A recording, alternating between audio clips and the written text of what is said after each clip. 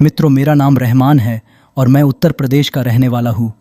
आज मैं आपको मेरे मित्र के साथ घटी एक सच्ची घटना पेश करने जा रहा हूँ।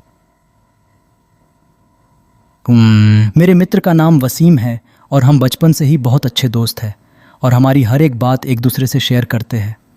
हम जब कॉलेज में आए थे तब उसकी सगाई हो गई थी। वो उसकी मंगेतर से, जिसका नाम रेशमा था, से बहुत प्यार करता था और वो दोनों रात भर मोबाइल पर बातें करते रहते हैं। एक दिन की बात है, उसने मुझे बताया कि वो उसकी मंगेतर से रात को बात कर रहा था। वसीम ने उसकी मंगेतर को मिलने के लिए बोला तो उसकी मंगेतर बदली हुई आवाज़ में बोली, तू ज़्यादा मत बोल वरना तेरे को वही दफन कर दूंगी। वसीम एक बार तो ये सुनकर चौंक गया और फिर सोचा वो शायद मजाक कर रही होंगी। फिर वसीम भी उसको मजाक में बोला, क्या कर लेगी तू मेरा, देखते हैं। तो वो फिर बोली, आज रात देख तेरे साथ क्या होता है। ये कहकर उसने मोबाइल रख दिया। अगली सुबह जब वसीम मुझसे मिला तो वो अपनी आप बीती बताने लगा। उसने मुझे रात को फ़ोन वाली बात बताई और उस रात उसके साथ जो हुआ वो बताया। उसने बताया कि रात को 2-3 बजे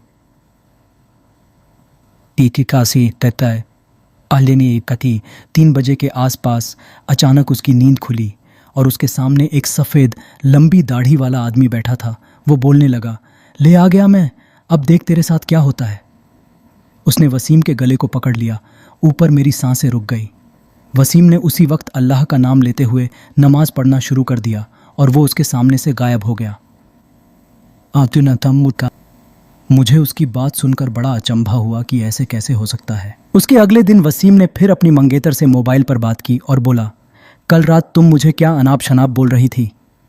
उसकी मंगेतर ने कहा, ऐसा कैसे हो सकता है जबकि कल तो मैंने फ़ोन ही नहीं किया था।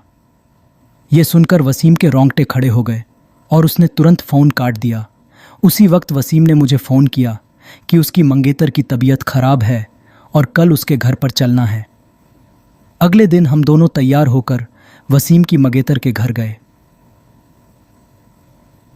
भाता हमने दरवाज़ा खटखटाया तो उसकी मंगेतर सामने खड़ी थी और बदली हुई आदमी की आवाज़ में बोली, तू फिर आ गया ना, तूने अगर अंदर कदम रखा तो यहीं पर तेरा जनाजा निकाल दूंगा।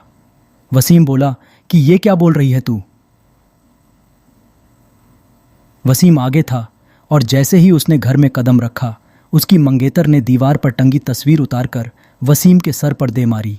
उसके सर से खून बहने लग गया।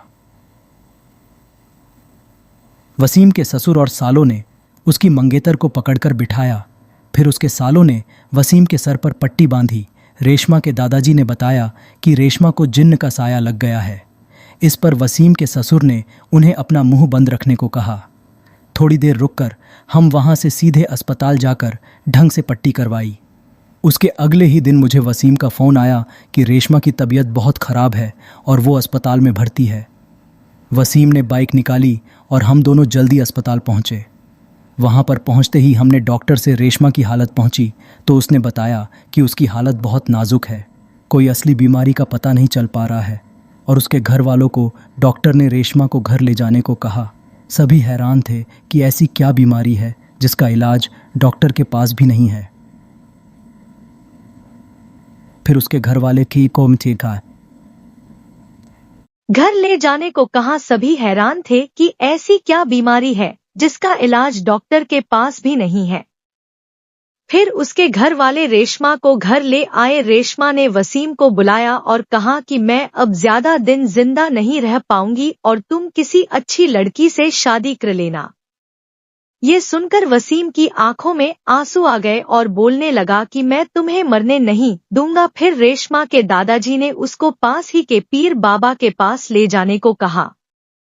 हम उसको पीर बाबा के पास ले गए और पीर बाबा ने बताया कि इसको एक बुरे जिन्न ने जकड़ लिया है जिसकी वजह से वो इसके शरीर को नुकसान पहुंचा रहा है। अब बहुत देर हो गई है।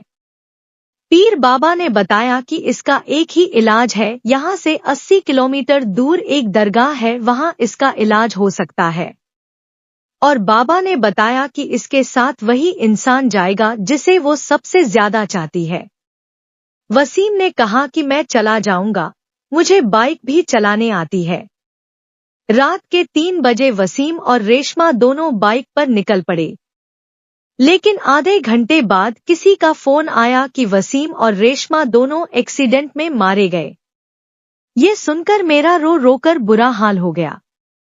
मेरा सबसे करीबी दोस्त अब इस दुनिया में नहीं है।